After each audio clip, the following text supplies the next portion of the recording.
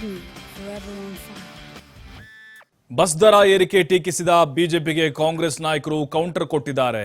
Diesel ಬೆಲೆ ಏರಿಕೆಯಿಂದ bus ದರ ಏರಿಕೆಯನ್ನ ಮಾಡಿದ್ದೇವೆ, ಹಿಂದಿನವರು ಕೂಡ ಬಸ್ ದರವನ್ನ ಏರಿಕೆ ಮಾಡಿಲ್ವಾ ಅಂತ ಹೇಳಿ ಪ್ರಶ್ನೆ ಮಾಡಿದ್ದಾರೆ. ಕಮಲ ಪಡೆಯ ನಾಯಕರಿಗೆ ರಾಜಕೀಯ ಕೆಸರೆಚ್ಚಾಟಕ್ಕೆ ಕಾರಣ ಆಗ್ತಾ ಇದೆ ಬಸ್ ದರ ಏರಿಕೆ.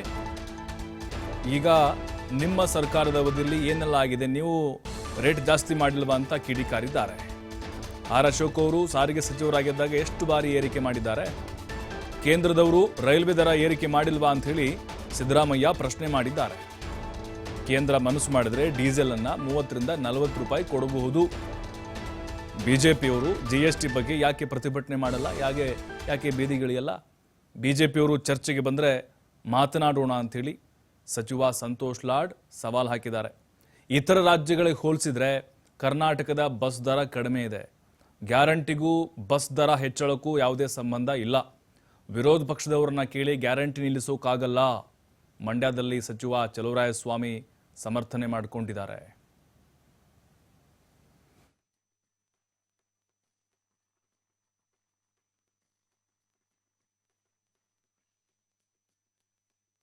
KSRTC ಬಸ್ ದರ ಎಲ್ಲ ಕಾಲದಲ್ಲೂ ಕೂಡ ನಡ್ಕೊ ಬಂದಿದೆ, ಎಲ್ಲ ಸರ್ಕಾರಗಳಲ್ಲೂ ಕೂಡ ನಡ್ಕೊ ಬಂದಿದೆ. ಬಿಕಾಸ್ ಅಲ್ಲಿ ನೌಕರರ ಸಂಬಳ ಜಾಸ್ತಿ ಆಗ್ತದೆ, ಡೀಸೆಲ್ ಬೆಲೆ ಜಾಸ್ತಿ ಆಗ್ತದೆ, ಬಸ್ಸಿನ ಕೊಂಡ್ಕೊಳ್ತಕ್ಕಂಥದ್ದು ಬಸ್ಸಿನ ಬೆಲೆ ಕೂಡ ಜಾಸ್ತಿ ಆಗ್ತಾ ಇರ್ತದೆ, ಮತ್ತೆ ಇನ್ಫ್ಲೇಷನ್ ಕೂಡ ಇರ್ತದೆ. ಸೊ ನಾವು ಬೆಲೆ ಏರಿಸಿ 5 ವರ್ಷಗಳ ಹಿಂದೆ 2000 ಇಸ್ವಿನಲ್ಲಿ ಬೆಲೆ ಏರಿಸಿ ಇದ್ದು ಬೆಲೆ ಹೆಚ್ಚಿಗೆ ಆಗಿದ್ದದು. ನಮ್ಮ ಎಲ್ಲ KSRTC ಕಾರ್ಪೊರೇಷನ್ಗಳಿದ್ದಾವಲ್ಲ ಅವು ಎಲ್ಲ ತೊಂದರೆನಲ್ಲಿದ್ದಾವೆ ಅಂತ ಹೇಳಿದ್ರು. ಹಾಗಾಗಿ ಮತ್ತೆ ಬಹಳ ದಿನಗಳಿಂದ ಬೇಡಿಕೆ ಇತ್ತು, ಅದಕ್ಕೋಸ್ಕರ ಮಾಡಿದ್ವಿ. ಈಗ BJP ಅವ್ರ ಕಾಲದಲ್ಲಿ ಆಗಿರ್ಲಿಲ್ವಾ, ಕುಮಾರಸ್ವಾಮಿ ಕಾಲದಲ್ಲಿ ಆಗಿರ್ಲಿಲ್ವ, ಬೆಲೆ ಏರಿಕೆ ಆಗಿರ್ಲಿಲ್ವಾ? ಇಲ್ಲ, ಮಾಡಿಲ್ಲ ಅಂತ ಹೇಳಿ ನೋಡೋಣ. ಈಗ ಕೇಂದ್ರ ಸರ್ಕಾರದಲ್ಲಿ ಮಾಡಿಲ್ವಾ, ರೈಲ್ವೆ ದರ ಏರಿಸಿಲ್ವಾ? ಸುಮಾರು 1,16,00,000 ಪ್ರಯಾಣಿಕರ ದಿನಕದಲ್ಲಿ 65 ಲಕ್ಷ ಜನ ಹೆಣ್ಮಕ್ಳಿದ್ದಾರೆ. ಅದ್ರ ಜೊತೆಗೆ 5,300 ಹೊಸ ಬಸ್ಗಳನ್ನ ಖರೀದಿ ಮಾಡಿದ್ದೀವಿ. ಸುಮಾರು 8,000 ಎಂಪ್ಲಾಯ್ಮೆಂಟ್ಗೆ ತಗೊಳ್ಳಿಕ್ಕೆ, ಹೊಸ ಮತ್ತೆ ಪೋಸ್ಟ್ಗಳು ತಗೊಳ್ಳಿಕ್ಕೆ ಆಲ್ರೆಡಿ ಫೈನಾನ್ಷಿಯಲ್ ಡಿಪಾರ್ಟ್ಮೆಂಟ್ ಮಂಜೂರಾತಿ ಕೊಟ್ಟಿದೆ. ಆಲ್ರೆಡಿ 4,000 ರಿಂದ 5,000 ಜನ ಆಲ್ರೆಡಿ ಎಂಪ್ಲಾಯ್ಮೆಂಟ್ ತಗೊಂಡಾಗಿದೆ.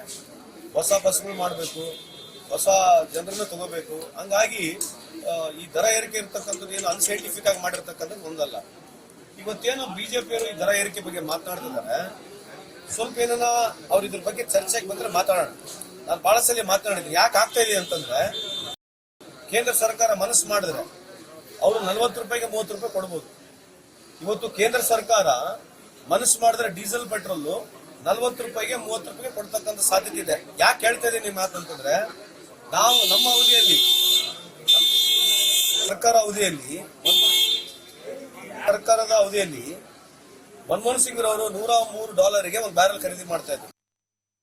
ರೇಟು ಬ್ರದರ್ ಆಯ್ಕೆ ಮಾಡಿರ್ತಕ್ಕಂಥದ್ದು ಈ ಗ್ಯಾರಂಟಿಗೋಸ್ಕರ ಅಲ್ಲ. ಗ್ಯಾರಂಟಿ ಇಲ್ಲದೇ ಇದ್ರೂ ರೇಟನ್ನು 3 ವರ್ಷಕ್ಕೊಂದ್ಸಲಿ 5 ವರ್ಷಕ್ಕೊಂದ್ಸಲಿ ಮಾಡಲೇಬೇಕಾಗತ್ತೆ. ಮಾಡದೇ ಇದ್ದರೆ ನಾವೀಗ ರಸ್ತೆ ಮಾಡ್ತೀವಿ. 10 ವರ್ಷದಿಂದ 1 ಕೋಟಿಗೆ ಹಾಕೋ ರಸ್ತೆ ಈಗ 4 ಕೋಟಿ ಆಗುತ್ತೆ. ಇವತ್ತು ಸಂಬಳ 50,000 ಕೊಡ್ತಿದ್ದವ್ರಿಗೆ ಮುಂದಿನ ಹಣಕಾಸಿನ ಇದರಲ್ಲಿ 70,000 ಕೊಡ್ತೀವಿ. ಡೀಸೆಲ್ಲು ಜಾಸ್ತಿ ಆಗುತ್ತೆ, ಪೆಟ್ರೋಲ್ ಜಾಸ್ತಿ ಆಗುತ್ತೆ, ಬಸ್ ಖರೀದಿ ಜಾಸ್ತಿ ಆಗುತ್ತೆ, ರಿಪೇರೀಸ್ ಜಾಸ್ತಿ ಆಗುತ್ತೆ. ಇದರ ಆಧಾರದ ಮೇಲೆ ರೇಟನ್ನು ಮಾಡ್ತಕ್ಕಂಥದ್ದು. ಈ ಗ್ಯಾರಂಟಿದಲ್ಲ. ಗ್ಯಾರಂಟಿಗೂ ಇದಕ್ಕೂ ಸಂಬಂಧ ಇಲ್ಲ. ಗ್ಯಾರಂಟಿನ ನಿಲ್ಲಿಸು ಬೇಡ ಅನ್ನೋದಕ್ಕೆ ಇವ್ರು ಯಾರು? ಅಪೋಸಿಷನರು ಹೇಳಿದ ಗ್ಯಾರಂಟಿ ಕೊಡ್ತಾ ಇಲ್ಲ. ನಾವು ಸಾರ್ವಜನಿಕರ ಪರಿಸ್ಥಿತಿಯನ್ನು ನೋಡಿ ಇವತ್ತು ನಾವು ಅವರಿಗೆ ಪೂರ್ಣ ಪ್ರಮಾಣದಲ್ಲಿ ಅವರ ಬದುಕಿಗೆ ನಾವು ಸಸ್ಟೈನಬಲ್ ಮಾಡಬೇಕು ಅಂತ ಹೇಳಿ ಕೊಡ್ತಕ್ಕಂಥದ್ದು. ಸಾರ್ವಜನಿಕರ ಒಪಿನಿಯನ್ನು ನಾವು ಈ 5 ಗ್ಯಾರಂಟಿ ಬೇಡ, ನಮಗೆ ಅಭಿವೃದ್ಧಿನೇ ಬೇಕು ಅಂದಾಗ ಆವಾಗ ನಮ್ಮ ಪಕ್ಷ, ನಮ್ಮ ಸರ್ಕಾರ ಯೋಚನೆ ಮಾಡುತ್ತೆ. ರೇಟು ಬ್ರದರ್ ಆಯ್ಕೆ ಮಾಡಿರ್ತಕ್ಕ